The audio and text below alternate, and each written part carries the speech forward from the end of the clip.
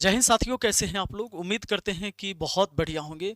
साथियों, बहुत सारे बच्चों का हमारी कॉलिंग टीम के पास लगातार कॉल आ रहा है कि सर अब रिजल्ट आ गया है पैरामेडिकल का, चाहे वो मैट्रिक वाला हो या इंटर वाला हो या पॉलिटेक्निक वाले छात्र हैं, इन सभी का एक साथ एंट्रेंस एग्जाम होता है। तो आप लोग इस बात के लिए जो घबराए हुए हैं कि सर मेरा 4,000 आया है, मेरा 6,000 रैंक आया है, मेरा 8,000 रैंक आया है, मेरा 12,000 रैंक आया है, तो मुझे कॉलेज मिलेगा कि नहीं मिलेगा, सरकारी कॉलेज मिलेगा या नहीं मिलेगा, मैं जो चाहता हूँ वो वाली पोस्ट मिलेगा कि नहीं मिलेगा, मुझे एएनएम करना है, जीएनएम करना है, चाहे डेंटिस्ट का करना है, एक्सरे टेक्नीशियन करना है, लैब टेक्नीशियन, जो करना आप चाहते हो। सबसे पहली बात, लड़कों के लिए तो आपको एएनएम जीएनएम नहीं है सरकारी कॉलेज में, इतना जान लो। तो लड़का जितने भी हैं, बॉयज़ हैं, वो एएनएम जीएनएम के लिए नहीं करेंगे अप्लाई सरकारी कॉलेज में। अभी आपका क्या होगा, रैंकिंग के आधार पर फिर आपको सीट अलॉटमेंट होगा। तो सीट जब अलॉटमेंट होगा, सबसे पहला काम आप जानते हैं, जब काउंसलिंग होगा तो रजिस्ट्रेशन होगा, 3,000 रुपया इसमें लगेगा आपको। चॉइस फिलिंग, कॉलेज का आप चॉइस करेंगे, उसमें किस कॉलेज में, चूंकि आपको जिस चीज़ के लिए, मान लीजिए कि लैब टेक्नीशियन के लिए आप करना चाहते हैं, किस कॉलेज में है, उस कॉलेज में है या नहीं है। कोई जीएनएम एएनएम करना चाहती है लड़की, तो उसके लिए उस कॉलेज में है कि नहीं, तो उसमें सारे लिस्ट रहते हैं कि जीएनएम एएनएम का कोर्स किस किस कॉलेज में होगा।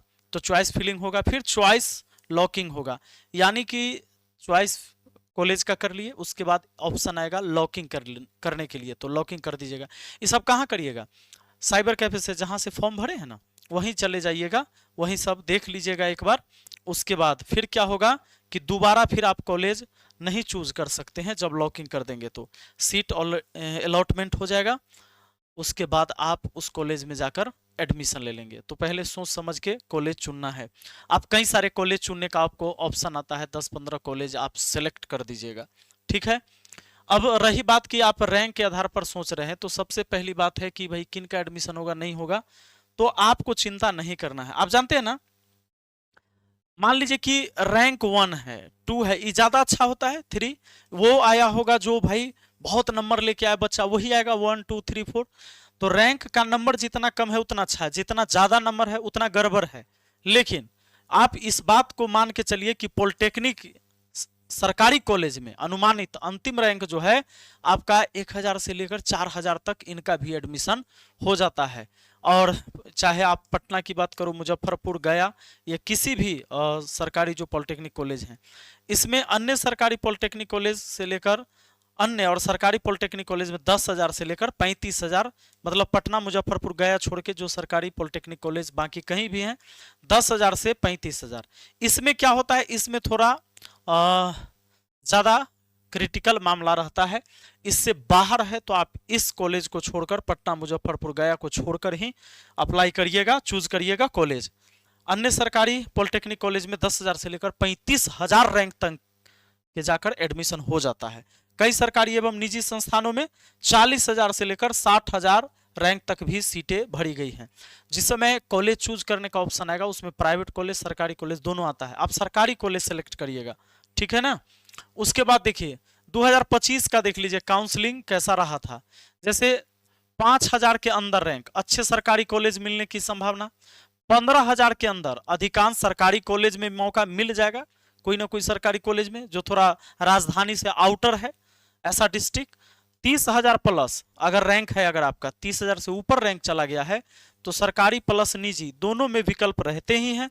और 50,000 प्लस है तो मुख्यतः निजी संस्थान या बाद की काउंसलिंग राउंड में कहीं मौका मिल सकता है, ठीक है।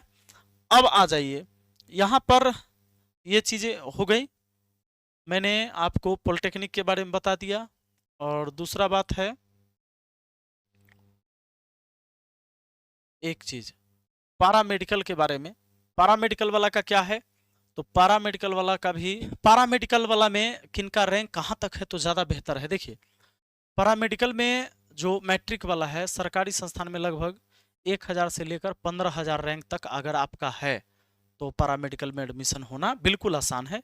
कुछ ट्रेड में तो 20,000 प्लस रैंक तक का भी एडमिशन होता है।